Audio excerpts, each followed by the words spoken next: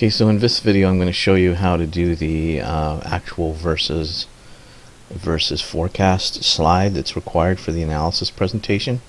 So the first thing you need to do is you need to take your spreadsheet and you need to lay out exactly what the requirements are. So what I'm going to do is open this up, and you're going to have your team, which would be, let's assume you're Baldwin, okay?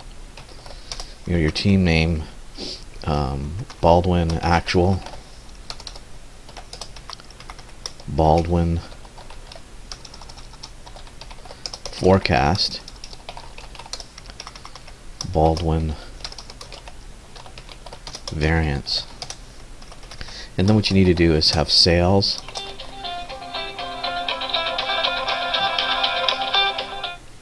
contribution margin,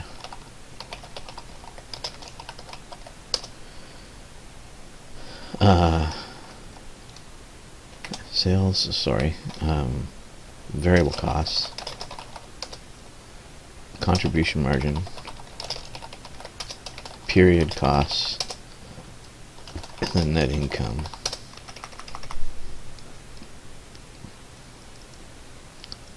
Okay, then it's a matter of filling in these values. Now the actual forecast is something that you should have saved prior to the round processing. You would get this from your pro formas. If you don't have any figures for the forecast, then you have to make them up yourself. You've got to get them up there. You've got to get them some numbers you can work with. I mean, in real life, you wouldn't just make up numbers, but you do have to get through this slide and show some analysis. So you would have to, if you didn't save the pro formas to get these values from the past, you would have to get them this time by estimating them. Look at past periods' actual percentages, for example, that you achieved in the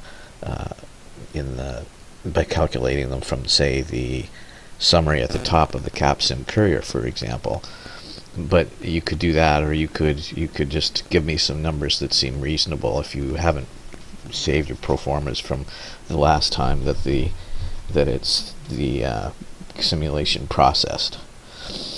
Now let's go in and so I'm going to put in the actual figures first, and then I'm going to estimate some values I'm going to put in here in case you forgot. If you have your pro formas, you put them in here, and then the variance is a simple calculation. So let's look at the actuals. To get the actuals, I would go here into modules. I would go into Access CapSim,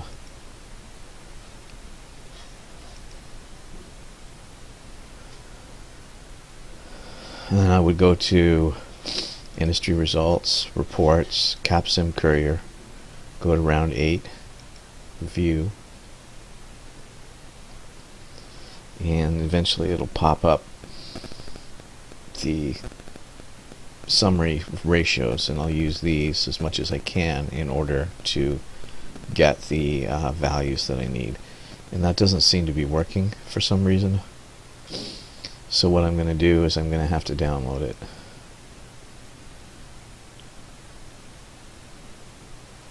I'm going to pause the video until I can get that worked out. Okay, so I got the report to download. What you need to do is go down to the financial summary until you get to the income statement right here. See this? So what you need to do is pull off the values for the most recent round as your actuals. So 103,391 would be 103,391 would be that. The let me pull up the next one. The variable costs would be 61,233. The contribution margin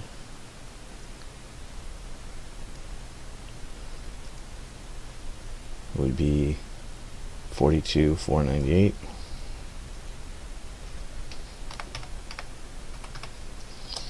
The period costs,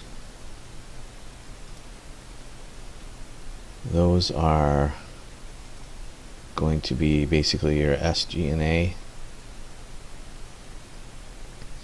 and I would probably include the other things as well.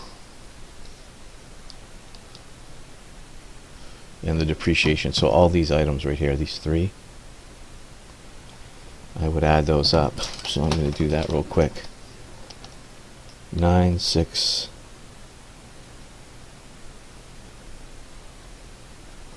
6, 7 plus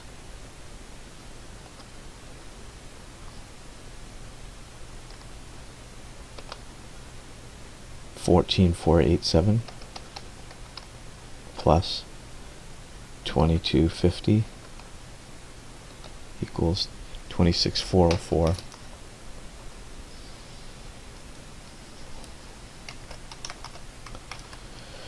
And then net income, you have to pull that off. At the very bottom here was net profit, which was 10,380.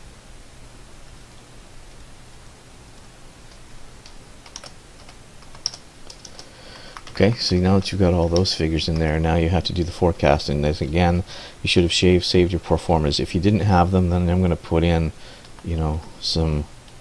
make up some numbers at least, so that there's something to talk about. Just tend to make them reasonable, so they're kind of close, but like this.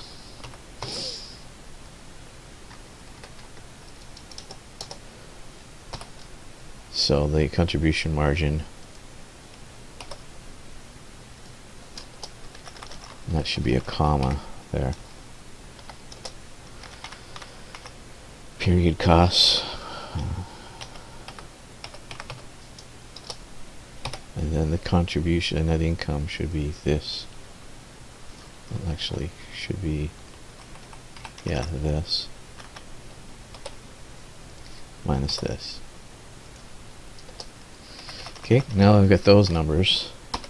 Then what I need to do is I need to take my actual and I need to subtract my forecast until I get all those values. And then I'll put variance right here. And this is unfavorable. Is that I projected 105 million and I only achieved 103 million. The variable cost, I predicted 60 million. But actually ended up generating 61 million. So because this is that means this is unfavorable. That would mean this is unfavorable, even though it's a positive number and it's an expense. So that means that it's unfavorable. Contribution margin is unfavorable. Period costs, I predicted 27,145, but I only spent 26,444, so that meant it was favorable. And net income, I predicted 17.7 million and I only achieved 10.3, so that's unfavorable. Okay, and then that's how I would do this, and I would take a screenshot of this and put it into my if I might have to type it physically individually, or I might be able to take a screenshot and put it into the PowerPoint presentation. And that's how you do your actual versus forecast slide.